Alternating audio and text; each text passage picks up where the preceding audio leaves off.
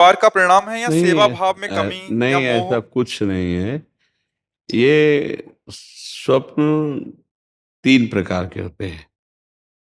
एक होता है जिनसे हमारा मानसिक संबंध रहा है, तो बिना किसी कारण के वो कल्पनात्मक उनके दृश्य उपस्थित करना। एक होता है जिनका कोई अस्तित्व नहीं है, ऐसा स्वप्न आना। और एक होता है भागवतिक, किसी महापुरुष का आगमन होना। ये सत्य के अंतर्गत आता है। वो आपको निर्देशन या आपको दुलार या आज्ञा, जो भी आज्ञा, वो सत्य होता है। अब ये मन बहुत से संस्कारों से, संबंधियों से जुड़ा है, तो आप देखो कोई इतना ही स्वप्न थोड़ी आता है, कितने स्वप्न आते हैं जिनका कोई मतलब नहीं है। ऐसे ही ये परिवार के सने संबंधियों का जो आता है, उससे दुख सुख का लेना देना नहीं है। हाँ, ये जरूर है कि हम अपने जीवित अवस्था में कर्तव्य का उनके साथ पालन किया कि नहीं किया। अगर किया तो धन्य है, अगर नहीं किया तो अब कर लेना चाहिए। उनके प्रति नाम जप करना, उनके प्रति दान पुण्य करके उनको प्रदान करना, जैसे पिता है या पितामह है। ये हम यहां से जो भी दान पुण्य करेंगे, जो भी अनुष्ठान कराएंगे, वो ट्रांसफर हो जाएगा, उनको पहुंच जाएगा। ऐसा विधान है। इसीलिए परिवार में चाहा जाता है कि कोई हमारे हो जो कम से कम हमें दान कर सके, पानी दान कर सके, अन्न दान कर सके, या कुछ ऐसा। जैसे ना पिंड दान कहा जाता है कि भाई पिंड दान करने वाला तो कोई हो। तो आप अपने पूर्वजों के लिए जो किए हैं वो आपको पता है, व्यवहार कैसा किया है। अभी जो आप किए हैं वो पता है। अगर करने की कोई आकांक्षा, ऐसा लग रहा है कि हमारे पूर्वज विपत्ति या दुख में है क्या, तो उनके लिए कर लेना चाहिए।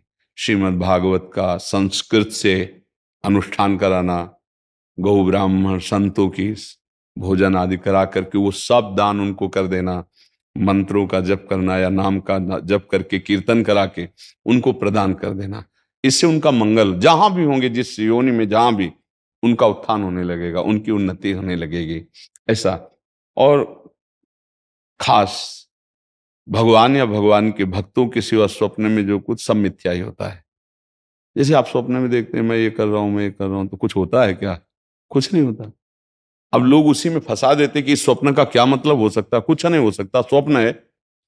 राजा जनक जी एक बार सैया में पड़े सोए और स्वप्न देखला कि हमारा सारा राज्य छिन गया और मैं एक भिखारी बन गया और बहुत भूख लगी है।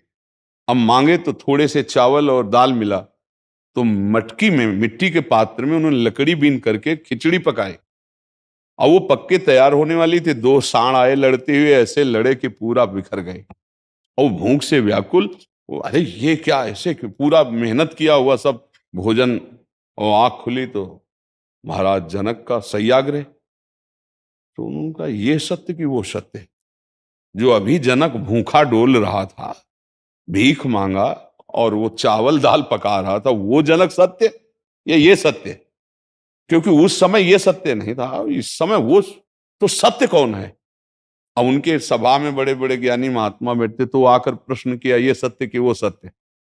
अब कुछ उसकी व्याख्या हो तो समझ में आवे, ये सत्य कि वो सत्य। अब कोई उत्तर ही ना देवे। तो जब ये बात अष्टावक्र जी को पता चली, तो सभा में नई नवीन अवस्था थी, सभा में आए और जनक जी से बात की। जनक जी ने पूछा कि ये सत्य कि वो सत्य, तो उन्होंने कहा ना ये सत्य ना वो सत्य। उमा कहूं मैं अनुभव अपना, सत हरि भजन जगत सब सपना। सपना तो सपना है ही, जागृत भी सपना है, सत्य है हरि नाम। तो आप ये समझ लीजिए, ज्यादा उस पर विचार मत कीजिए। यदि आपके अंदर ऐसा भाव आता है, धन आपके पास है, तो ऐसी कुछ सेवा दान पुण्य करके, कहीं ऐसे जैसे गौ सेवा है, गौ को चारा पवा दिया, है ना, कहीं साधु महात्मा को किसी किसी एक को भी भोजन पवा दिया, और वो कहीं भागवत हो रही उसमें सहयोग कर दिया। नहीं पूरी भागवत करवा सकते, भाई हमारे कुछ चंद रुपए इसमें सहयोग में हो गए, और उसका फल हमारे माता पिता दादा दादी को मिले, ऐसे भाव किए जाते, तो उससे उनको कल्याण होगा, उससे उनका मंगल होगा। खुद नाम जप करे, मान लो एक बार एक माला में 108 नाम होते हैं, और 108 नाम जप करके हमने दे दिया कि हमारे बाप को प्राप्त हो, हमारे बाबा को प्राप्त हो, हमारी माँ को प्राप्त हो, तो उनको प्राप्त हो जाएगा, उनकी उन्नति होगी। एक नाम भी कल्याण कर सकता है, इसलिए स्वयं करे, अर्थ के द्वारा ऐसा करके कर दे, और बकाया ज्यादा स्वप्न का विचार न करे, ये व्यर्थ होते हैं। हाँ, कोई संत महात्मा आए, भगवान का आदेश दे, वो बात अलग होती है, बकाया सब व्यर्थ होते हैं। ये व्यर्थ में फंसो मत। अगर स्वप्निक विचारों वालों से बात करोगे तो आपको फंसा देंगे। कुछ नहीं, जब जागृत स्वप्न है तो फिर स्वप्न तो स्वप्न ही है। भगवान शंकर कह रहे, उमा कहूं मैं अनुभव अपना सत हरि भजन जगत सब सपना। समझ रहे आप जी।